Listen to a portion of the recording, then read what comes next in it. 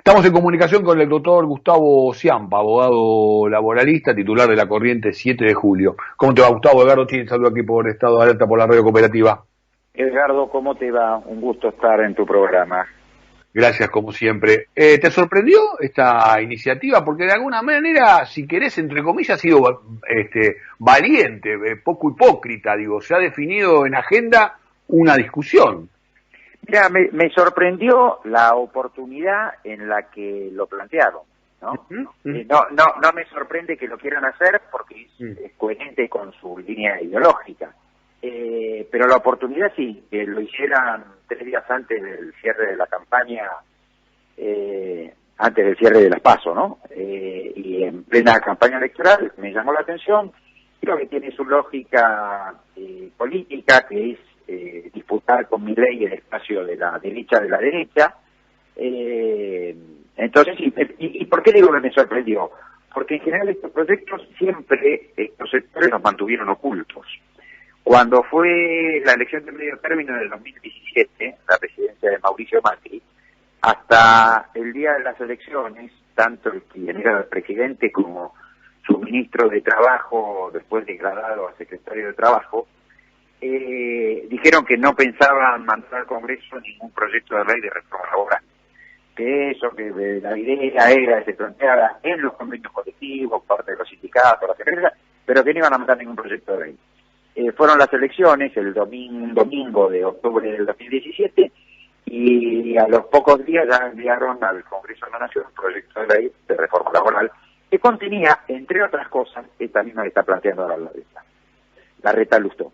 Por eso es llamativo también que la Reta después recogiera un poco el guante, y dijera, no, yo no dije que hay que hacerlo, dije que habría que analizarlo, ¿no? Entonces es sorprendente, porque ya habían presentado el proyecto de ley 1 en el 2017, según la Reta, sin análisis. Pues si lo tiene que analizar ahora, quiere decir que en el 2017 presentaron el proyecto sin análisis. Y yo quiero facilitar el análisis. Y contarle a la audiencia con datos duros de nuestra realidad, esta afirmación que vos hacías, que cada vez que se implementaron medidas de este tipo, en vez de generar empleo, se destruyó empleo. Entonces, primero, si me permitís, de formación profesional, soy abogado, aclarar que esta idea de la Reta y Lustó es inconstitucional.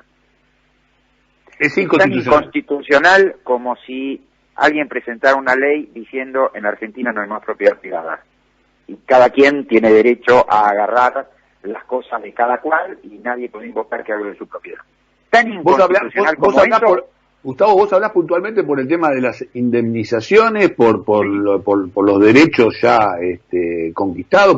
¿Por qué decís que es inconstitucional? Yo te cuento, a ver, lo que quieren hacer es que no haya más indemnización por despido, y que en lugar de haber indemnización por despido, las empresas aporten, como pasa en la industria de la construcción, mensualmente a un fondo, y que cuando deciden despedir a un trabajador, el trabajador o la trabajadora vaya a ese fondo y recupera la plata que está depositada en su cuenta con los intereses que él le haya generado.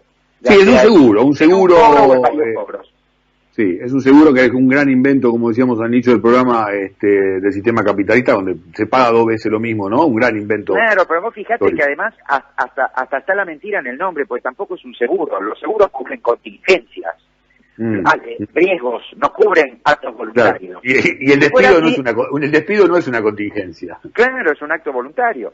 Digamos, si fuera así, que vayan las empresas que quieran y contraten un seguro, en una compañía de seguro, para que la compañía de seguro ponga la plata cuando decidan despedir. Ahora, vamos a reconocer que hay una dificultad para generar empleo genuino, Gustavo, digo, y que hay algunas actividades por ahí que pueden abrirse, el caso de la construcción, el caso de algunas zonas rurales con determinado tipo de sectores, actividades puntuales.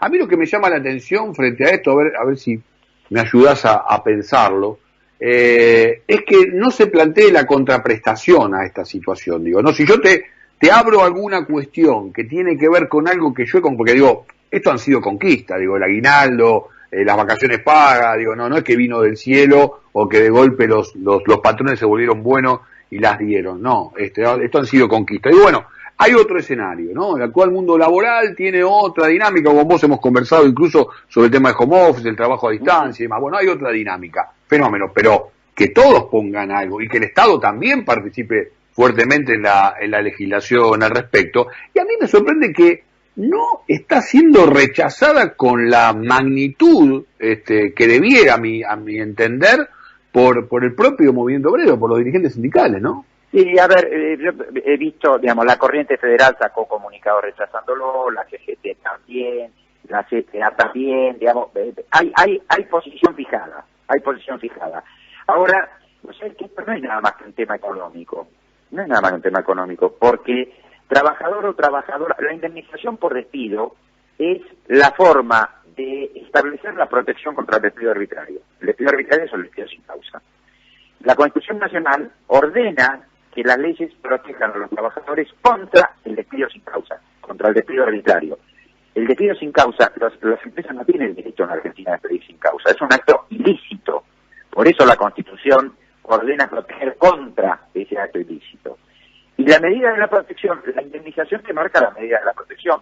Pues la protección implica no solo darle alguna cobertura al trabajador frente al desempleo, sino generar un sistema que disuada a los empleadores de despedir sin causa.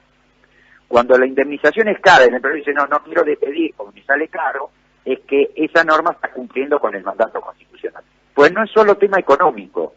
La protección contra el despido es la condición de posibilidad del ejercicio de todos los derechos. ¿Qué quiero decir con esto? Yo sé que dicho así es confuso.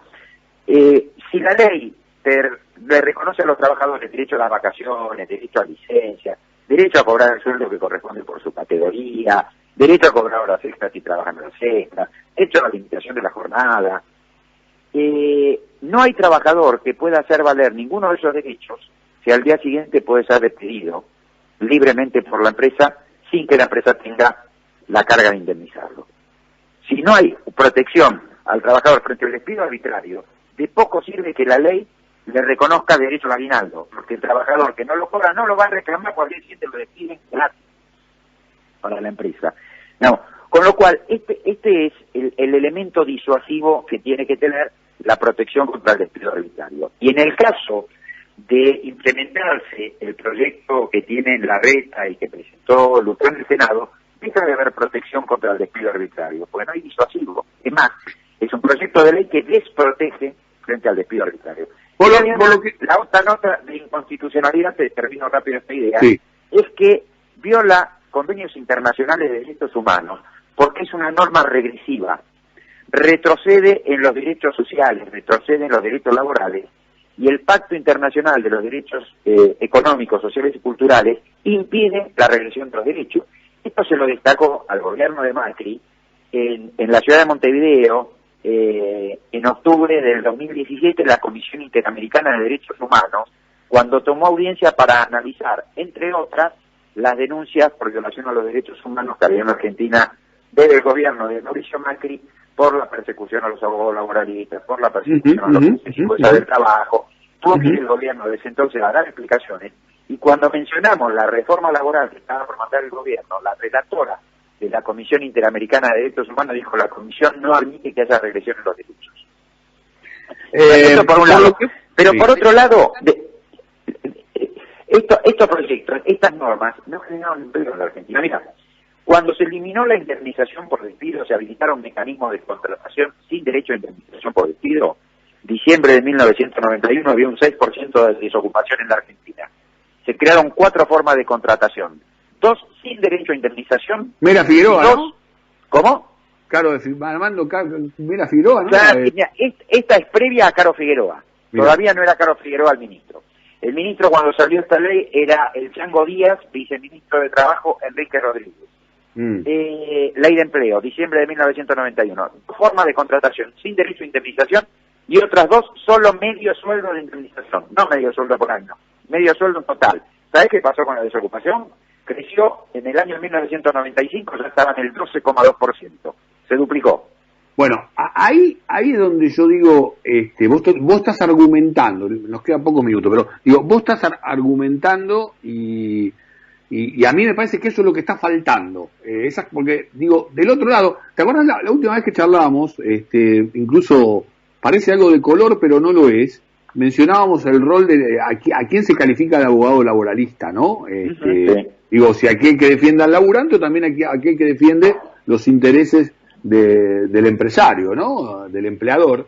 Y poco tiempo después, hoy tenemos un presidente de la Unión Industrial Argentina que básicamente es un abogado laboralista, o por lo menos siempre ha estado en ese rol. Que hace de derecho del trabajo para empresas, digamos. De interlocutor. Bueno, está bien, está muy bien, está muy bien.